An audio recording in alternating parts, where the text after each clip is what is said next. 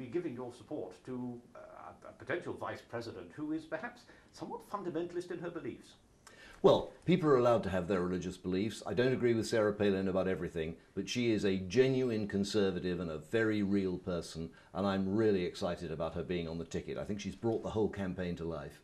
Now then, you yourself are campaigning on her behalf for what it's worth in Europe as well, and of course, I suppose, for John McCain.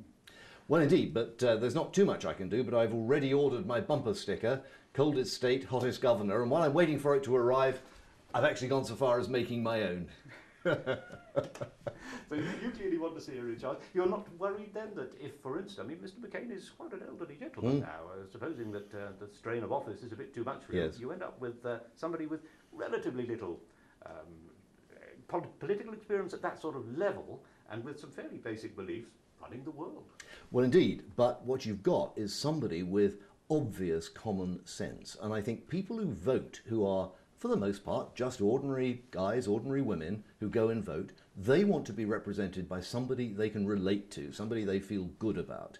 And I think that's just the right sort of person. There's this strong feeling that we've seen enough of Washington insiders and we need a breath of fresh air. And I think both McCain and Palin really fill that bill and are doing a great job. I mean, I myself don't think of myself as a politician. I think of myself as a businessman who saw some problems in Brussels and I came here to try and sort them. That's work in progress. We haven't sorted it yet. But I think you've got very much the same situation with Sarah Palin.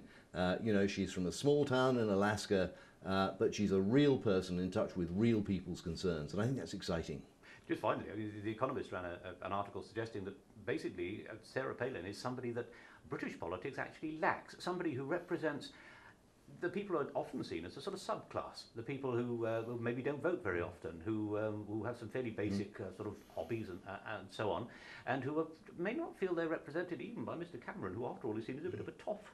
Well, indeed, and I think you're making the comparison really with Margaret Thatcher. We had the grocer's daughter from Grantham who really did understand that there were parallels between a household budget and a national budget, and she knew that if you get yourself into debt, either as an individual or as a country, you can be in serious trouble. And it's that sort of person who really understands the needs of ordinary people. And you remember we had that wonderful sort of lower middle class voting for the Conservatives, perhaps for the first time, because Margaret Thatcher could talk the language they understood. Sarah Palin is talking the language that Americans understand, not the sophisticates in the Beltway, but ordinary folk across America. And I think she's going to do a fantastic job.